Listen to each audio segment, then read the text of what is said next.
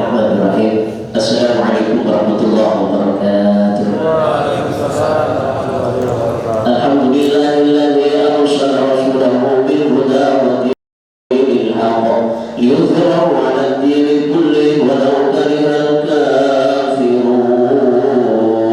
Allahumma shalli wa sallim wa barik ala sayyidina Muhammadin wa ala alihi wa sahbihi ajma'in. Qala Allah ta'ala fi kitabil karim, a'udzu billahi minasy syaithanir rajim.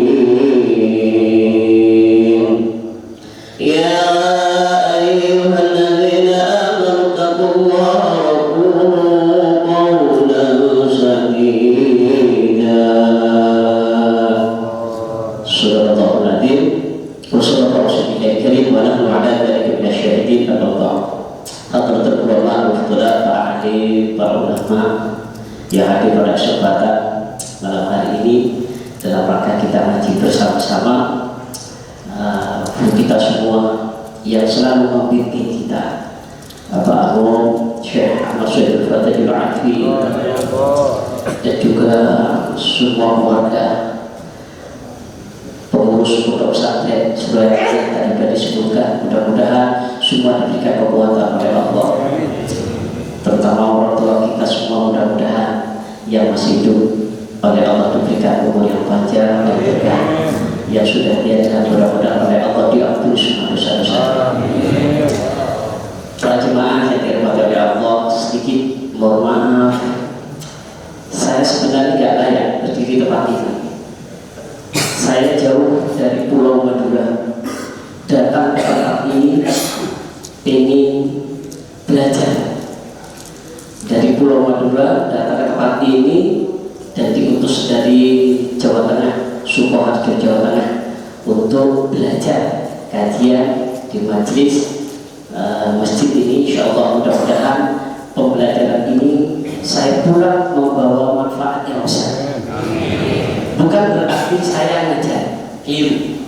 Karena saya yang datang ke tempat ini belajar, dan saya bersyukur, alhamdulillah, datang ke tempat ini tahu PKM Suryalaya, tahu istilah Suryalaya itu baru tahun 2012. Jadi saya orang baru di 2012. Walaupun pada dasarnya tahun 90-an itu ada salah satu pondok pesantren yang ada di Surabaya. Ternyata tempatnya ada di samping rumah.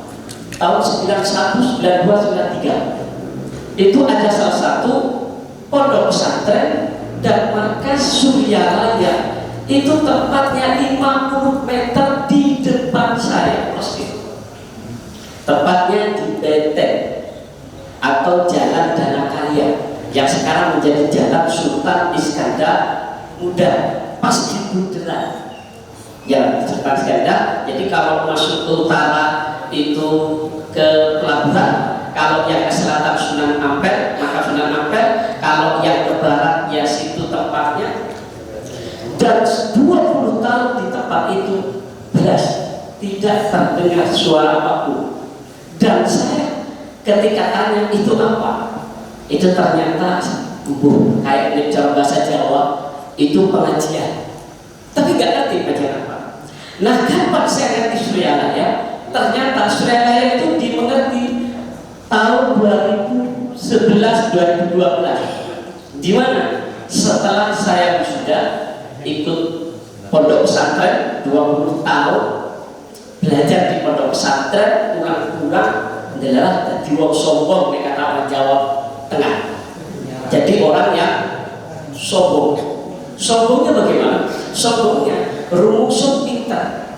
Betul-betul bilang. Saya nggak ingin ngajar, tapi saya ingin berbagi cerita. Tapi dibalik tentang Suryalaya. Karena kemarin memang ke Suryalaya. Saya di pesantren itu 20 tahun.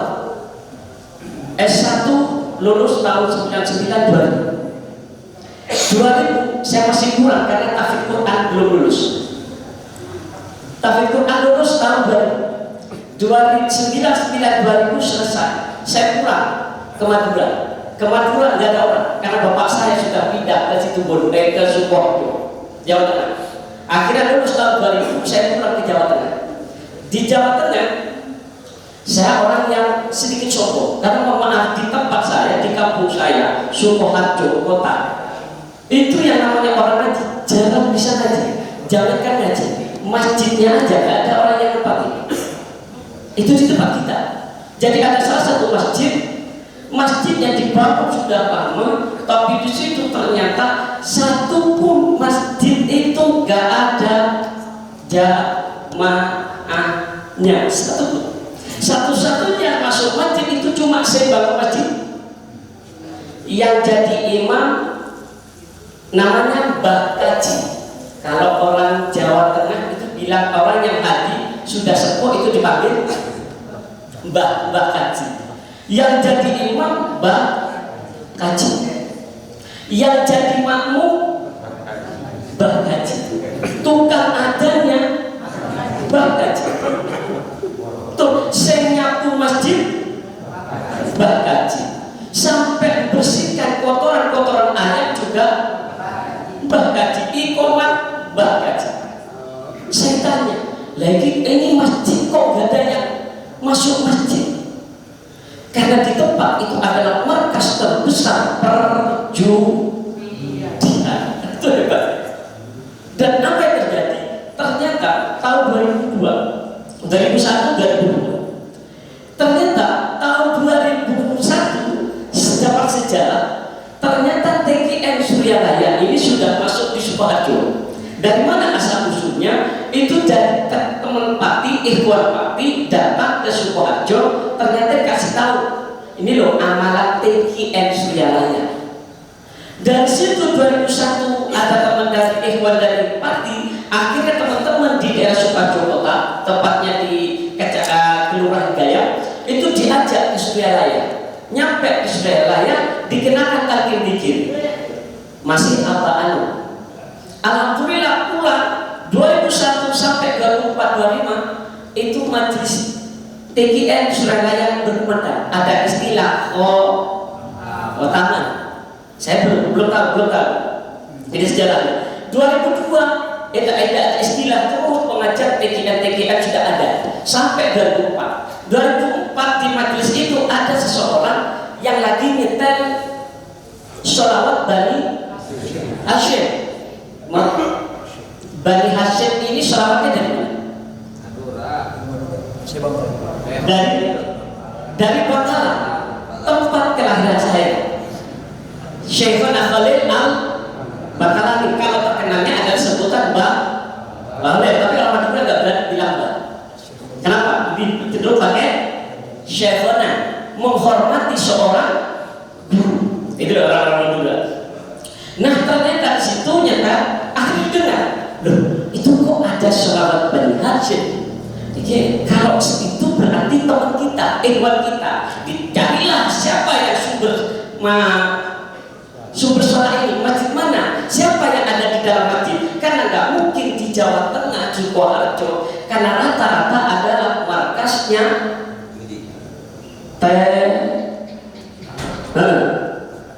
masih ingat betul?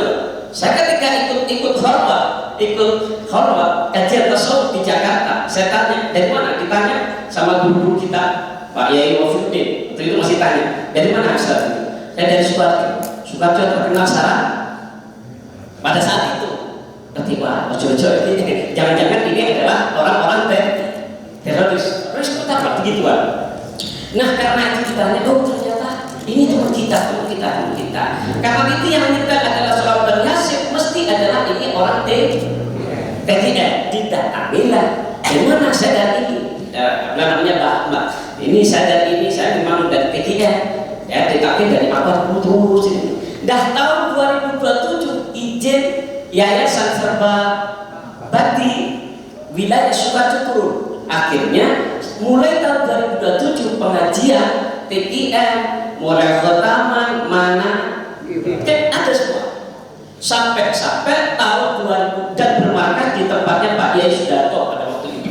Sampai 2022 alhamdulillah berubah yang namanya LDTKN. Akhirnya sampai sekarang berdirilah yang namanya Thariqah Qadiriyah Naksabandiyah Aba Anom terkenal dengan sebutan Surya Laya. Di mana markasnya? Alhamdulillah 1 tahun ini markas atau tempat kajian TKN Surya Laya ada di Pondok Pesantren Yayasan Ahmad Daha, dan di situ di Masjid Agung Mulia. Pendirinya ada di sebelah sini, Pak Haji dan teman-teman. Dan alhamdulillah sampai detik ini TKN Surya Laya sudah ada kegiatan. Tapi saya kenalnya TKN tahun 2012. Saya orangnya sombong, Bapak Ibu. Kenapa sombong? Saya rumusuk kita dulu di pesantren yang diajar segala macam tafsir. Tafsir Al-Qurtubi diajari, tafsir Ibnu Katsir kita pelajari, tafsir Jalalain kita pelajari, bahkan hampir hafal itu. Tafsir-tafsir hafal semuanya.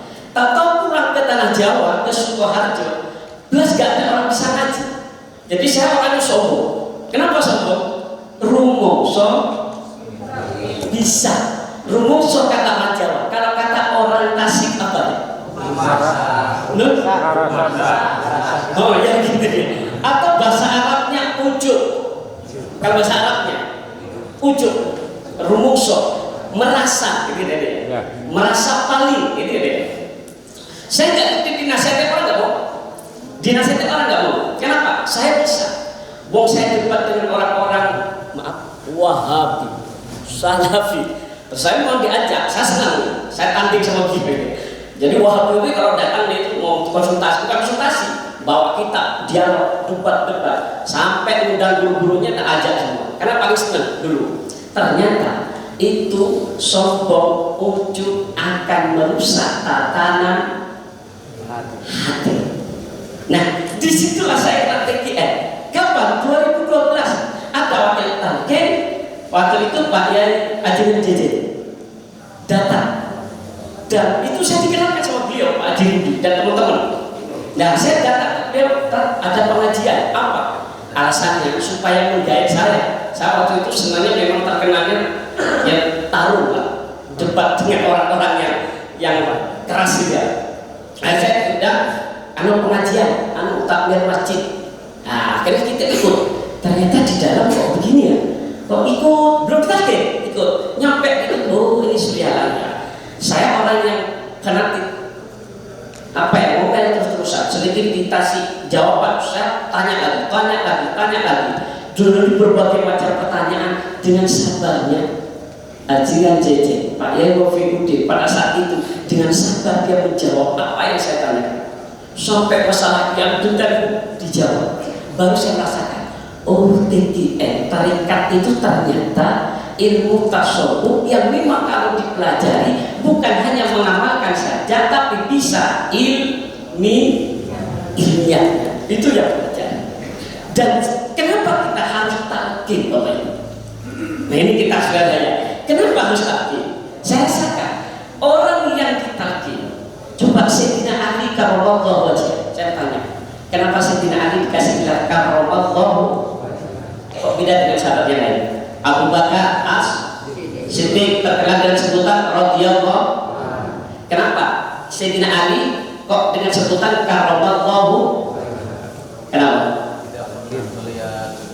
Karena Sayyidina Ali belum pernah melihat kemaluannya sendiri, apalagi kemaluan orang.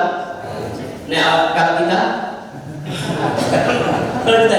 nah di sini pelajaran.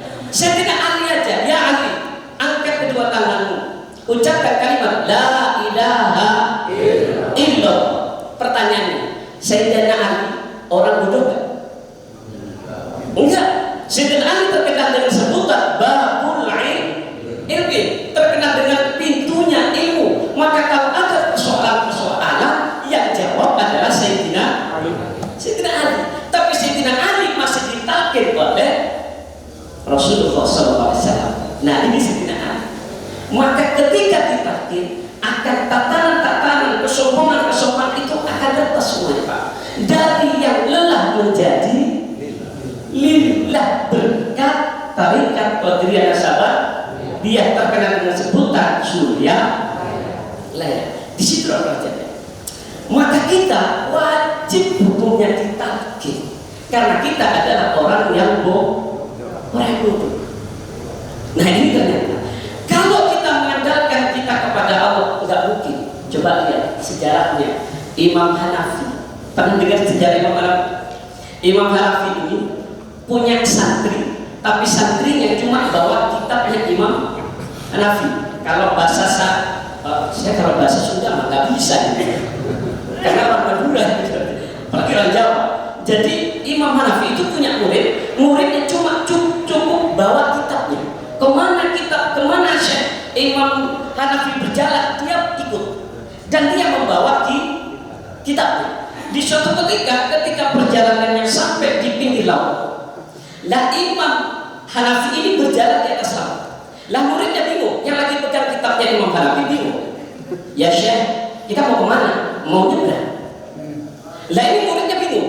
Saking bingungnya, apa yang terjadi? Nah terus saya bagaimana? Ya sudah, ikuti saya aja. Apa katanya? Cukup ucapkan begini saja. Hanafi Syekh, Hanafi Syekh. Cara bahasa Indonesia, Imam Hanafi guru saya, Imam Hanafi guru saya. Kamu dikir seperti itu. Akhirnya benar, dikirnya Hanafi Syekh, Hanafi Syekh. Imam Hanafi guru saya, Imam Hanafi guru saya. Lah tanpa terasa dia pikir Hanafi Syekh, Imam Hanafi berjalan di atas laut. Muridnya ikut berjalan di atas laut. Nah, nyampe di tengah laut, Imam Hanafi ini memancing muridnya. Muridnya dipancing. Gimana cara mancingnya? Imam Hanafi naik di dalam kitab bahasanya bersenandung. Kalau orang sini bilangnya apa? Ya jangan bilang nyanyi lah. Ya bersenandung. Ya bersenandung itu aja lebih indahnya. Bersenandung di tengah laut. Ketika bersenandung, muridnya tadi yang bawa kitab. Lah ini guru saya kok malah nyanyi? Wong saya suruh ikut guru saya Hanafi Syekh, kok malah guru saya nyanyi? Terus tak ganti aja deh, diganti. Yang tadinya Hanafi Syekh diganti dengan zikir La ilaha illallah. Baru mengucapkan kalimat La ilaha illallah, nyemplung. Apa? Tahu gak nyemplung? Tenggelam. Tenggelam. Baru alhamdulillah. Baru pikir La ilaha illallah, nyemplung, tenggelam. Ketika tenggelam, Imam Hanafi noleh ke belakang, dipegang tangannya. Lah, kenapa kamu tenggelam? Kamu ganti zikirnya. Iya. Apa gantinya? La ilaha illallah. Pertanyaannya, zikirnya la ilaha illallah, penghapus segala macam dosa. Itu kuncinya di la ilaha illallah. Tapi kenapa zikir la ilaha illallah kok malah justru tenggelam? Ini pelajarannya. Karena kata Imam Hanafi, kamu sekalipun mengucapkan kalimat la ilaha illallah, mulutmu berdosa dan keluar darah, tidak akan pernah itu mampu menggentak, tidak akan pernah mampu merubah nasib, tidak akan mampu sampai kepada Allah. Apa pelajarannya? Pelajarannya kalimat la ilaha illallah tidak bisa diambil dari lisan secara umum. Mesti butuh yang namanya talqin. Kalau di kitab Mental Sudut, saya sedikit belajar, diajarin oleh adik jajan dulu. Saya masih ingat betul. Saya sempat ditegur sama beliau. Tahun 2012 itu saya lihat beliau itu nangis. Waktu beliau itu saya kenal 2012, saya diajari 2012 dan pernah ikut khalwat, diajari selama 40 hari 40 malam sama beliau di Masjid Rawamanu. Itu saya ditegur sama beliau, hilangkan kesombongan. Kesombongan yang kamu miliki tidak akan pernah sampai kepada Allah. Apapun yang kamu lakukan tidak akan pernah sampai kepada Allah. Di situ saya pelajarannya langsung semua pelajaran keilmuan saya pelajari hilang semua. Adanya hanya menangis di hadapan beliau. Saya bilang, Pak Yai, saya sombong. Ajarkan kami untuk selalu lebih baik. Satu kuncinya, setiap orang yang sombong apapun yang didoakan tidak akan pernah sampai kepada Allah. Benar. Dan itu saya praktekkan di masyarakat. Nah, itu pelajar sampai detik ini. Saya masih ingat. Saya masih ingat. Kenangan sama beliau, ucapan-ucapan beliau sama saya pribadi waktu saya belajar 40 hari 40 malam sama beliau. Saya pernah diajak ke pondok, cuma saya waktunya memang terbatas waktu itu. Ada banyak kegiatan yang lain. Nah, itu pelajaran sampai pulang benar. Ditalkin kalimat la ilaha illallah itu butuh seorang mursyid. Nah, orang yang sudah ditalkin, insya Allah ini dari yang lelah menjadi lillah. Buktinya apa? Saya pernah doa itu, saya sombong. Doa itu nggak kabul. Saya punya anak ini selalu saya bercerita. Ini tentang Freda. Saya punya anak itu ternyata kalah sama tukang pijit. Nah, cara bahasanya orang Jawa Tengah, tukang pijit anak. Kalau orang sini bilang apa? Mbah dukun. Tapi bukan mbah dukunnya orang Banyuwangi. Ini mbah dukun bayi. Tukang pijit anak. Kalau misalnya orang Jawa sawan. Kalau orang sini apa? Paraji. Ada beda ya? Ada. Nah, ternyata bisa anak saya sakit, nangis terus-terusan waktu sore. Akhirnya karena nangis, ada tetangga saya bilang, Cak, orang Madura kalau datang ke Jawa mesti dipanggil Cak kan itu ya. Cak, anak kok nangis? Iya ibu, itu loh bawa ke Mbak Wito. Mbak Wito itu tukang kecil anak, tukang pijit anak kecil. Akhirnya tak bawa ke sana. Apa doanya? Doanya Pak, mohon maaf, doanya sepele. 999. Coba. Menurut bahasa Arab benar Pak Ustaz? Kalau bahasa Arab salah Pak ya? 999. Obatnya bukan menggunakan air mineral, tapi menggunakan air ciu. Air ciu itu air minuman yang memabukkan. Tapi doanya, tapi nggak diminum, cuma buat kumur-kumur sama buat oleh. Apa? 999. Air ciu atau minuman keras itu kalau yang bikinan Jawa itu dibuat kumur-kumur, disemburkan ke anak. Setelah ucapkan 999 terus diminum, terus disemburkan sama bayi saya, anak saya masih kecil. Doanya apa? Mari. Apa yang terjadi? Dari anak yang nangis ternyata habis disembur dengan 99 mari itu kalau bahasanya orang sini sembuh gitu doa. Apa? Dari nangis langsung diam. Karena diam, saya batin, ya Allah, ini mbak ini kok doanya mandi mustajab. Padahal doanya keliru, kata orang Jawa Tengah. Keliru. Tapi mustajab. Akhirnya pulang 3 bulan berikutnya anak saya kumat lagi.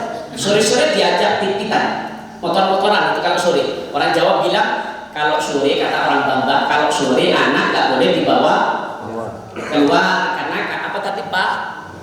Nah, sawan kata orang Jawa Tengah. Kumat lagi, dibawa lagi, enggak. Kenapa? Karena saya yakin, bapaknya Quran apa? Tafsir juga menguasai. Mau Quran yo fasih. Tak doakan sendiri saja. Benar. Nah, karena rumah orang Jawa merasa kalau orang Jawa tadi doanya keliru membahkan. Karena doa sembilan, saya bacakan bukan sembilan, saya bacakan ayat kursi lengkap dengan ta'awudnya. A'udzu billahi minasyaitonir rajim. Bismillahirrahmanirrahim. Allahu la ilaha illa huwal hayyul qayyum. Sampai selesai. Bukan lagi pakai cium minuman keras, tapi pakai air mineral. Bismillahirrahmanirrahim. Apa yang terjadi? Sembuh? Enggak. Saya batin, kok enggak sembuh? Diulang lagi sampai 3 kali baca ayat kursi, disembuhkan. Sembuh? Enggak sembuh, pancet nangis. Karena tetangga saya yang dempetan rumah itu sudah merasa enggak nyaman. Cak, kok anaknya dari tadi nangis terus? Kenapa?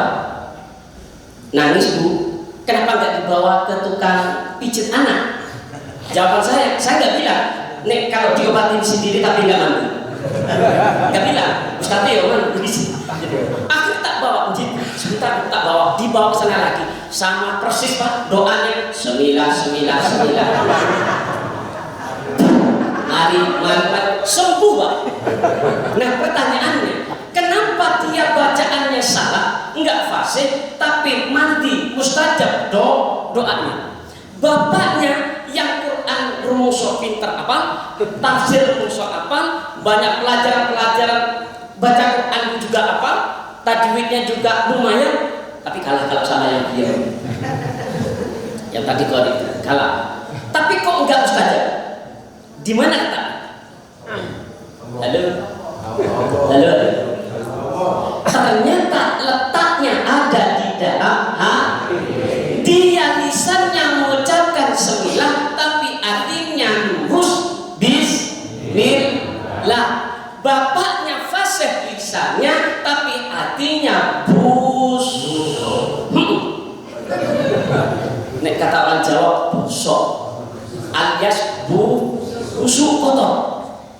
Kenapa kotor? Karena tadi di dalam hatinya ada sifat sombong. Inilah pelajarannya. Sombong doanya sampai kapanpun tidak akan pernah sampai kepada Allah. Orang yang tulus, ikhlas artinya lurus, walaupun lisannya enggak fasih, tetapi hatinya lurus karena Allah, maka doa itu yang sampai kepada Allah. Itu pelajaran buat kita, buat saya. Maka saat itu, ternyata 4 tahun berikutnya saya dikenalkan dengan TGN. Saya pelajaran-pelajaran di situ banyak dialami oleh kejadian pribadi. Maka saya kenal dengan TGN Suryalaya, dari situ saya banyak belajar. Makanya TGN, Pak Ano dan juga Pak Talkin, guru-guru saya semua selalu mengatakan kepada ini prinsip. Nek bisa kita itu usahakan menahan amarah. Maka hadis Nabi apa? La taghdab. Berapa kali? 3 kali. Kenapa yang dipesan kok la taghdab? Karena jangan marah. Kalau marah itu biasanya penyakit-penyakit yang lain muncul. Kalau orang sudah marah, biasanya ada dendam nggak? Nah, kalau marah biasanya ada sombong nggak? Minimal ujub lah. Ujub itu apa? Ujub itu adalah merasa dirinya orang yang paling. Kan itu nggak butuh teman Pak. Iya Ibu, nggak butuh teman. Di dalam kamar itu bisa jadi kok ujub itu. Dan itu penyakit hati. Contoh, ini sekampung ini kayaknya yang paling pintar selain saya kayaknya nggak ada. Itu di mana? Di kamar. Kadang-kadang sini yang bisa bantu masjid ini selain saya kayaknya nggak ada. Sini yang ini selain saya yang bisa sholat malam, yang bisa khotamah, yang bisa ini kayaknya selain saya kayaknya nggak ada. Itu namanya ujub, rumungso. Itu nggak butuh teman. Nah kalau sudah kita rumungso, bisa muncul yang namanya penyakit ria, bisa muncul namanya penyakit sum'ah. Ini sini yang bisa ngimami suaranya paling bagus selain saya kan nggak ada. Maka ketika dijadikan imam, suaranya dimodel macam-macam supaya kedengaran. Ngaji juga pakai mikrofon dibantar-bantarkan juga, tapi dengan pengen didengar bagus oleh orang. Itu penyakit muncul. Nah kapan punya perasaan sombong? Sombong itu kalau sudah mengecilkan orang lain. Kalau sudah mengecilkan orang lain dan menganggap kamu itu bisanya apa? Iwa TKN baru kemarin masuk. Saya nih, nah ini saya sudah 15 tahun masuk di TKN, belum. Kok jeneng, kok kamu baru 2 tahun masuk TKN sudah berani datang ke Surya? Itu namanya Nah orang yang sombong sampai kapanpun tidak akan pernah masuk surga. Orang yang sombong tidak akan doanya diterima oleh Allah. Maka mari kita jaga kesombongan kita, karena orang-orang TKN Suryalaya ini terkenalnya sekarang di Kalau sudah tinggi maka insya Allah sedikit lebih sopan, sedikit lebih rendah hati. Tidak ada punya penyakit apalagi iri dan ada dosa yang paling kata iblis itu pernah datang kepada Fir'aun. Ini jatah sudah habis ya, tidak